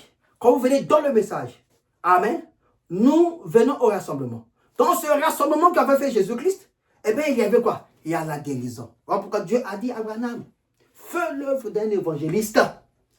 L'œuvre d'un évangéliste, c'est quelqu'un qui amène du feu dans l'église. Pourquoi? Pour déchirer le péché. Amen. Pour chasser les démons. Abraham a fait son travail. Il a fait l'œuvre de l'évangéliste. N'est-ce pas? Il a guéri les malades. Il a chassé les démons. Et quand on voit le miracle, on fait quoi? On court là où il y a le miracle. Voilà pourquoi les campagnes d'évangélisation, vous voyez, aujourd'hui, lorsqu'il y a campagne, automatiquement, il doit avoir ne fût-ce qu'une personne qui est guérie, qui doit témoigner. Lorsqu'il y a campagne quelque part, il doit avoir ne fût-ce qu'une personne qui est guérie et qui doit témoigner. Oh, mais Dieu est libre de faire ce qu'il veut. Dans chaque campagne, il doit avoir une personne qui est guérie et qui doit témoigner. Je dis et je répète, dans les campagnes, quand on arrive dans les campagnes, n'est-ce pas, qui est une très bonne chose, n'est-ce pas? Oui, mais à chaque campagne, pour qu'il y ait de l'impact, il faut qu'on entende au moins, ah, j'étais boiteux, ah, j'avais ceci, et automatiquement, Dieu m'a guéri. Alléluia, Dieu était avec nous. Dieu est avec nous lorsqu'on prêche sa parole de Dieu. La véritable délivrance vient par la parole. Dites amen. Amen. Et quand tu es délivré par la parole, amen. Amen. Dieu te scellera pour cette parole-là. Amen. Quelle parole? La parole écrite au dos du livre. Amen. Amen. Amen. Il peut te délivrer aujourd'hui, mais tu peux encore retomber malade, n'est-ce pas? Amen. Oui. Mais quand il te scelle par la voix du 7e archange, amen. Amen. Il est dit qu'il te scelle jusqu'au jour de la rédemption. Voilà pourquoi la journée, Jésus-Christ, quand il arrive, dans ce livre de Matthieu chapitre 14, le verset 15, écoutez, qu'est-ce qu'il dit? 14, verset 15, il dit, le soir étant venu, les disciples s'approchèrent de lui et il dit, ce lieu est désert. En ce lieu-là, il est désert. Quand je vois le monde, il y a quoi? Le désert de la parole. Il n'y a que le bruit ici, il n'y a que le bruit là-bas. Moi, Jésus, je dois planter la parole ici. Vous avez mangé, vous avez été délivré. Amen. Vous avez été délivré. Vos corps ont été délivrés. Amen. Vous avez cru en tout cela. Vous avez été délivré. Amen. Mais pour ce qui est de la voie de l'enlèvement, pour ce qui est de la foi de l'enlèvement, qu'est-ce qu'il faut faire? Il faut d'abord vous asseoir. Il faut d'abord vous asseoir. Venez au rassemblement et assoyons-nous. Une fois qu'on s'assoit, alléluia, qu'est-ce qui s'ensuit? La Bible dit, Jésus leur, une fois que vous allez vous asseoir, remarquez qu'il leur fait asseoir dans un désert, nous avons dit. Un désert, le désert de la parole. Amen. Ils ont faim de la parole. Mais Pierre n'a pas la parole. S'il ne le reçoit pas d'abord de Jésus. Mais Jésus-Christ a toute la parole là avec lui. Voilà pourquoi il y a que Jésus qui pouvait nourrir encore. Qui pouvait nourrir encore quoi? Qui pouvait nourrir ce peuple.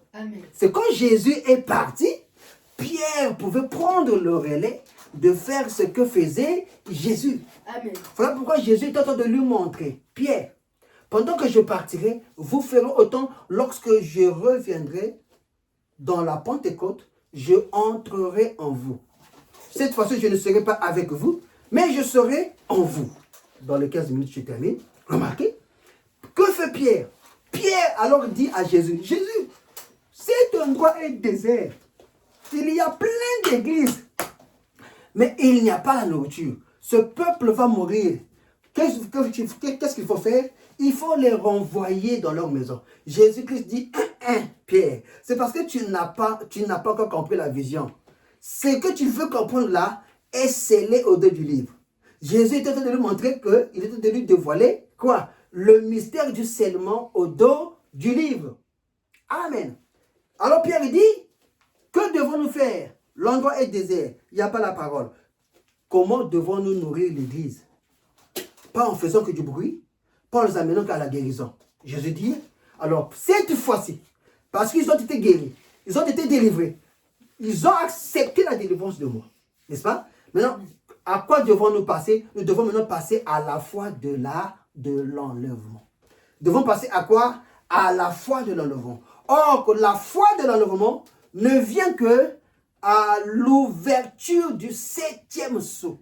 Là, le prophète est messager. N'oublions pas que Jésus-Christ, il est plus qu'un prophète. Donc, il est aussi un prophète. C'est Dieu prophète dans une chair humaine. Le Seigneur Jésus-Christ, Amen, lui dit, fais d'abord asseoir le peuple. Parce que cette fois-ci, nous passons à la 3e étape. Nous voulons passer au 3e pôle. Amen. Cette fois-ci, ce n'est pas seulement la guérison, ce n'est pas seulement la délivrance. Amen. Amen. Amen. Mais cette fois-ci, nous passons à la vitesse de croisière. Amen. C'est à l'ouverture de la parole. Amen. Amen. Ce n'est pas seulement maintenant le discernement de la pensée, mais c'est maintenant l'ouverture de la parole. Et c'est lui qui fait tout. C'est lui qui délivre. C'est lui qui fait tout dans l'ombre. J'ai été guéri. Là-bas, on commence à regarder la guérison. On dit oui, c'est une bonne chose. Nous l'acceptons cela. Mais nous sommes déjà au 3e pôle. Amen. Nous sommes à l'ouverture de la parole. Nous sommes à l'ouverture des sceaux qui sont restés scellés durant tout le temps biblique. Oh, quel glorieux jour que vous vous retrouvez pour accepter la parole. Alors, fais-les asseoir. Et lorsqu'on appelle au rassemblement, c'est le rassemblement de l'église de la Odyssée. C'est là que l'église est rassemblée. Oh, cette église sera pauvre. Cette église sera pauvre. Il n'y a pas de nourriture. Cette église sera nue. Il n'y a rien à se couvrir. N'est-ce pas? Cette église sera tiède. On viendra avec Dieu a dit, Dieu a dit, Dieu a dit. Mais ça ne sera jamais réellement cela. Parce que Christ est encore est en train d'attendre que ce peuple soit informé de ce qu'il va les faire. Il vous a donné à manger. Il vous a donné à manger. Vous avez mangé. Maintenant, il faut s'asseoir. S'asseoir pourquoi? Parce qu'il va vous révéler le dernier dynamo. Amen. Qui est la révélation de 7 tonnerres. Le livre scellé de 7 sceaux qui était écrit au dos du livre. Amen. Amen. Amen. Pierre va dire, ah, mais nous n'avons que ci et ça. Oui, il dit, le verset 17. Mais il dit, nous n'avons que 5 pains et 2 poissons. Il dit, apportez-les-moi. Il fit asseoir la foule sur l'herbe, prit les 5 pains et les 2 poissons et le levant vers le ciel. Il le rendit grâce, puis il le remplit. Remarquez, quand Jésus-Christ, amen, descend avec le livre, n'est-ce pas? Amen. Le livre qui était avec lui pendant qu'il intercédait. Alors, Apocalypse 10, c'est le temps du jugement. Dieu descend avec le livre. Qu'est-ce qu'il fait? C'est lui qui va parler. Il ne peut pas parler. Il ne peut pas poser les pieds sur la terre. Voilà pourquoi la Bible dit, il doit choisir du milieu de nous un frère, un précieux frère. Parce qu'il va s'engouffrer dans ce frère-là. Et c'est ça la chose la plus difficile à accepter. Un frère amener nos autres frères dans la vie éternelle. Il va s'engouffrer dedans. Et c'est lui le messager terrestre, comme Paul, comme Irénée, comme Colomban. Mais, seulement en lui, il fera 2 choses. Il fera le travail du matin et le travail du soir. Le travail du matin, c'est faire l'œuvre d'un évangéliste. Et il doit aussi guérir. Il doit aussi conduire. Pour manifester les fruits de nos pères. Le fondement dont il sera assis, c'est le fondement des apôtres. Les apôtres, ce qu'ils ont fait, lui aussi, il fera. Ça, c'est le matin. Amen. Mais parce qu'il y a un désert, amen, que faut-il faire? Il faut les nourrir. Pour les nourrir, d'abord asseoir. Assoyez-vous d'abord dans l'église de Laodicée et confiez-vous en votre prophète. Et le prophète messager, amen, c'est à lui que Dieu alors confie les choses. Le vertu de la parole, c'est en lui. Il est le messager de Apocalypse chapitre 10. À la voix du 7e archange, le mystère s'accomplit. Quand tout le mystère s'accomplit, ça veut dire que tout ce qui était resté en suspens sont reprises et redressées pour donner la véritable foi, la bonne charpente qui doit permettre à l'épouse de fixer maintenant son regard vers l'enlèvement. Finissons avec Paul. Il dit, le verset 18, le verset 19, il fit asseoir la foule sur l'herbe et prit les 5 pains et les 2 poissons, les levant vers le ciel et le rendit grâce. Puis il regardait, il le remplit.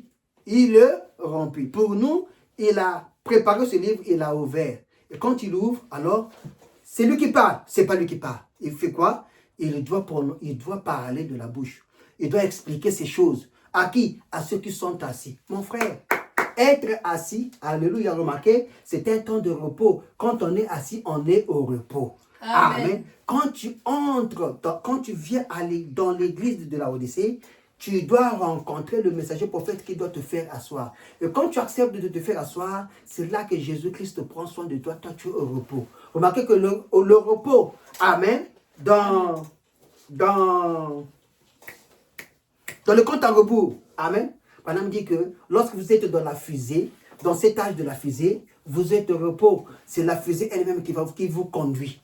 Gardez silence. La Bible dit, Dieu combattra pour vous. Faites confiance à Dieu. Vous faites trop confiance aux hommes.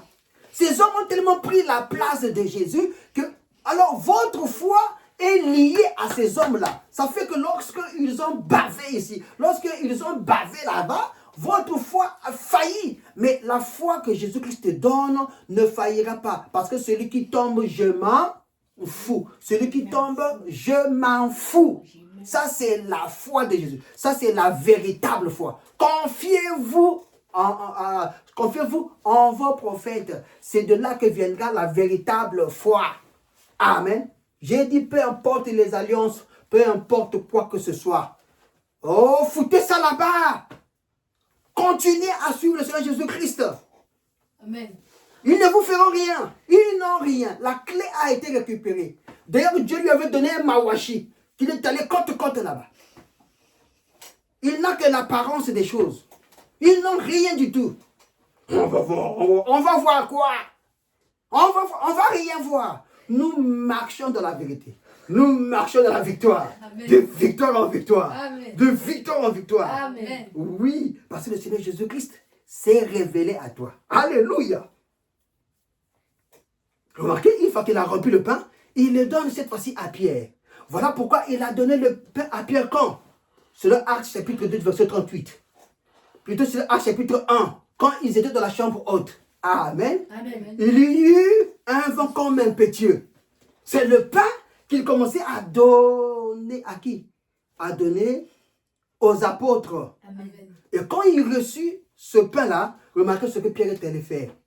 Devant la porte de la bête, il pouvait arriver comme ça là et dire à celui qui était infirme, je n'ai ni argent ni or à te donner. Amen. Mais dans le nom de Jésus-Christ, lève-toi et marche. Amen. C'était quoi? C'était le pain qu'ils avaient reçu. Amen. Amen. C'était le poisson qu'ils avaient mangé. Amen. Et ils étaient prêts pour le départ. Amen. Amen. Amen. Toi aussi, si tu reçois cela, Amen. tu seras prêt pour le départ. Amen. La Bible nous dit, pour finir, Amen.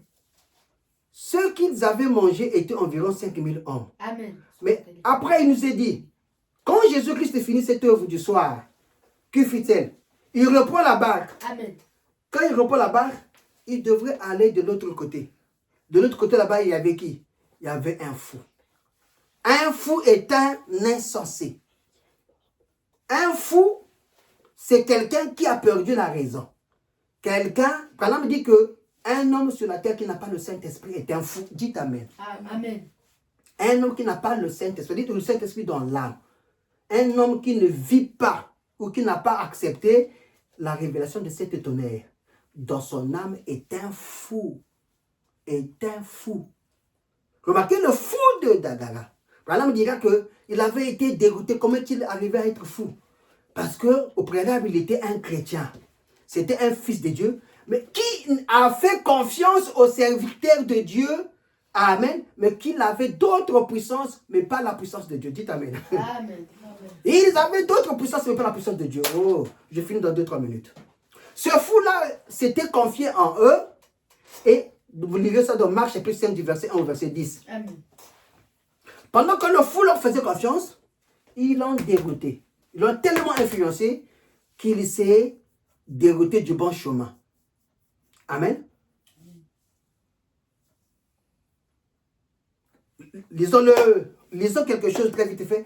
Dans le fou de Dagara, qu'il a prêché le 20 juillet 1954, au paragraphe 52. Amen. Et je le vois à son service, alors qu'il est ballotté là, sur cette petite mer drôle. Et une seule âme était dans le besoin. Et il ne nous est point rapporté que quelqu'un d'autre ait été assisté dans le territoire de Gadara, à part ce seul fou. Le pauvre homme, je pense à lui dans cette condition-là. Peut-être qu'autrefois, il était un bon citoyen, un homme de bien, présentant cela un petit moment sous forme de saint, ce qui concerne son caractère. Je peux me le représenter un homme bien, mais tout d'un coup, vous savez, un groupe de gens est venu et a amené à s'éloigner de l'église. Oh my, tu étais là, pour certains qui ont quitté l'Afrique, venus ici en France afin de pouvoir proclamer les oracles de Dieu. Amen. Tout d'un coup, soudain, un groupe va paraître. On va commencer à fraterniser avec toi. Toi, tu ne connais pas l'état de leur âme. Oh, nous sommes tous des frères, nous portons tous sous des jupes, des longues jupes d'ailleurs. Il te manque quoi? Tiens, fais ceci, fais cela. Oh, des bons frères, des frères capables de prendre soin de toi. Des sœurs capables d'arriver, de venir à ton chevet. Quand tu es malade, ils sont là et tout consort. Mais il y a une seule chose, c'est qu'ils ne peuvent pas se convertir. Pourquoi? Parce qu'ils voient à l'intérieur de toi quelque chose qui combattra Satan. Quelque chose qui combattra ceux qui les ont liés. Amen. Et ils vont commencer à fraterniser avec toi. Et petit à petit, ils vont commencer à te sortir des gants. Ah, toi, hein, comment tu peux te retrouver comme ça là? Une tête, une tête comme ça là, parce qu'on a dit, rester naturel. Ajoute les mèches. Ne sachant pas que dans certains cheveux qu'elle pouvait mettre sur la terre, il y avait des démons qui pouvaient venir de la cinquième dimension. Aujourd'hui, ne sachant pas que c'est une manière d'attraper, de sceller les enfants de Dieu, lui aussi dit, oh, si toi tu mets, moi aussi je peux mettre les mèches. Sœur, toi tu ne mettais pas les mèches, tu ne croyais pas en mèches. Comment es-tu arrivé à prendre ces choses-là, à les mettre sur la tête? Et voilà que tu mets sur la tête, tu dis, là déjà, elle est en voie de devenir les gens. Branham me dit, je peux me le représenter un homme bien, mais tout d'un coup, vous savez, un groupe de gens est venu et l'a amené à s'éloigner de l'église. Ou plutôt, l'a amené à s'éloigner de Dieu.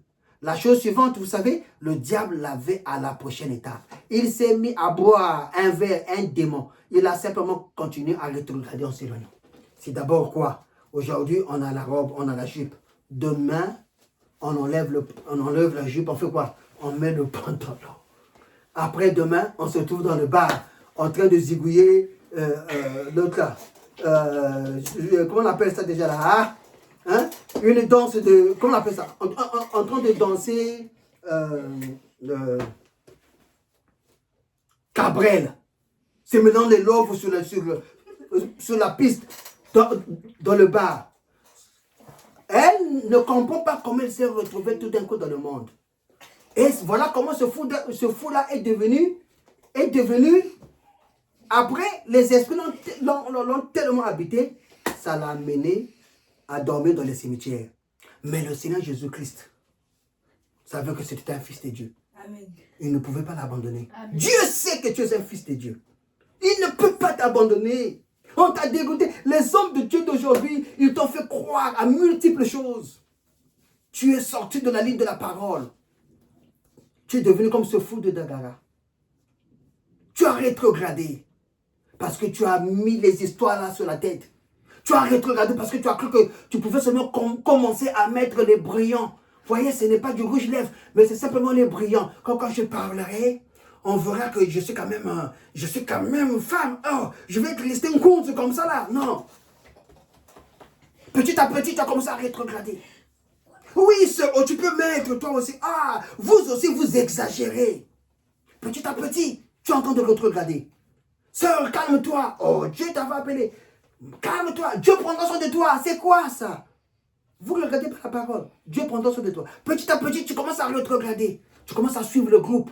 Et là-bas, les hommes de Dieu disent, continue là-bas à enfoncer. Continue. Un soi-disant homme de Dieu. Lui, c'est lui qui dit, allez enfoncer là-bas.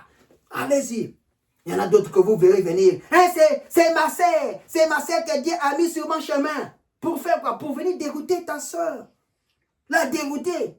Il t'a mis sur ton chemin pour la dégoûter. Oui. Tu as pris les mèches, tu lui as donné qu'il les mette. Oui. Où est-ce que c'est écrit qu'on ne peut pas mettre les mèches? La sœur dégoûtée.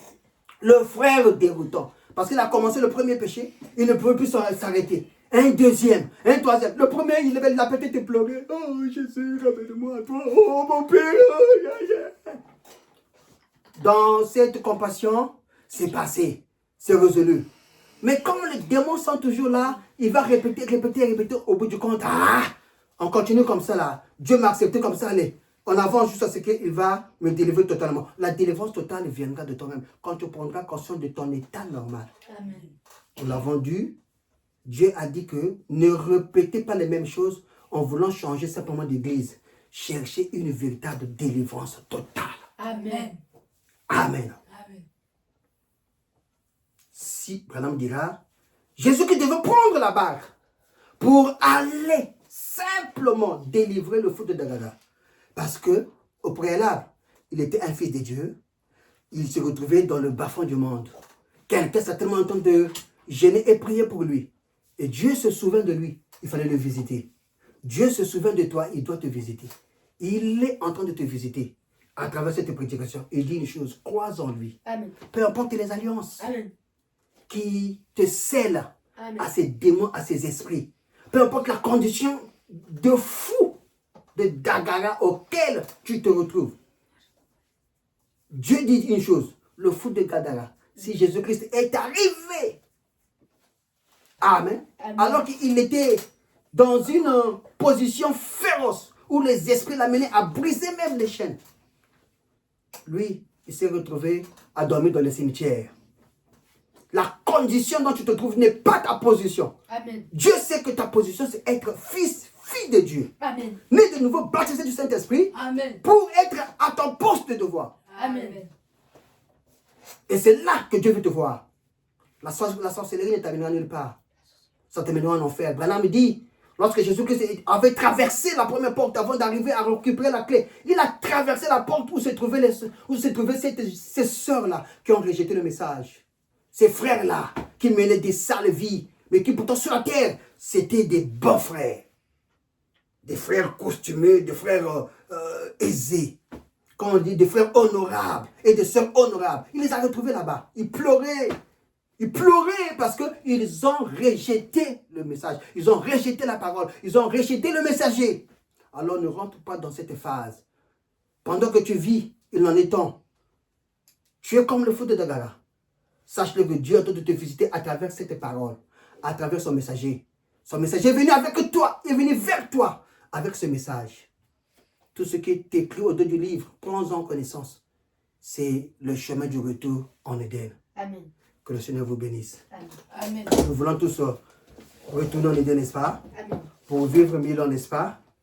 Alors, Dieu nous a envoyé le prophète, le messager prophète du temps de la fin de cet âge de la Odyssée.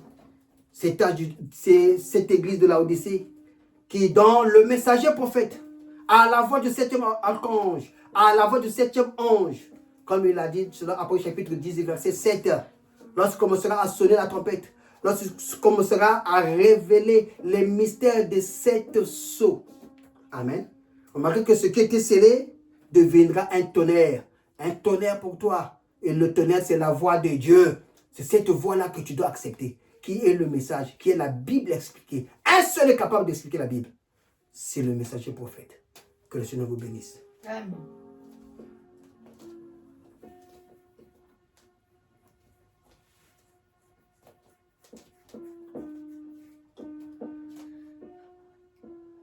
Tes âmes, merci. Je veux m'attacher à la vieille croix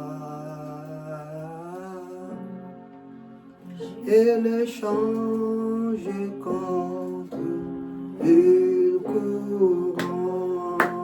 Ainsi j'aimerais cette vieille croix jusqu'à ce que je dépose mes âmes. Oui, je vais m'attacher à la vieille croix et le changer contre une couronne. Dieu notre Père Céleste, ma main levée, Père, pour dire que j'ai besoin de cette croix. C'est une croix rugueuse, une croix humaine, dont tu dois de nouveau galoper, Père, pour donner la vie à ceux qui peuvent lever leur tête et te regarder suspendu, Seigneur Jésus-Christ, sur cette croix, Père. Seigneur, je l'accepte, mon frère l'accepte, ma soeur l'accepte. Ainsi ne nous abandonne pas, Père. Oh, le temps est si difficile. C'est des énergies négatives, Seigneur. Mais Père, ils viennent d'une façon fougueuse pour vouloir nous dérouter, Seigneur, de notre route, à devenir comme des fous, comme le fou de Dagara. Mais Père, tu as pris ta barque. Cette barque que tu as prise, Seigneur, oh Dieu, c'est pour venir proprement à moi. C'est pour venir proprement, Seigneur Jésus-Christ, à ta soeur en ton frère. Pour le sortir de ce guépier. Pour le sortir, Seigneur Jésus-Christ, de cette bataille dont il se retrouve. Une légion des démons, Seigneur, habite, Père béni, tes enfants. Mais tu es capable d'en ôter. Et c'est à l'ouverture, Père, de la parole. Oh Dieu, que nous devenons tous des nouvelles créatures en toi. Parce que, Seigneur, ce qui était impossible, Père, est rendu possible par toi. Nous Nous l'acceptons, Seigneur. Merci pour la délivrance. Merci pour ta présence. Merci pour le Saint-Esprit. Merci pour ce que tu nous conduis. Sois béni à jamais, Seigneur, car nous ne comptons que sur toi. Dans le nom de Jésus-Christ. Amen. Amen. Je veux m'attacher à la vieille croix et le chant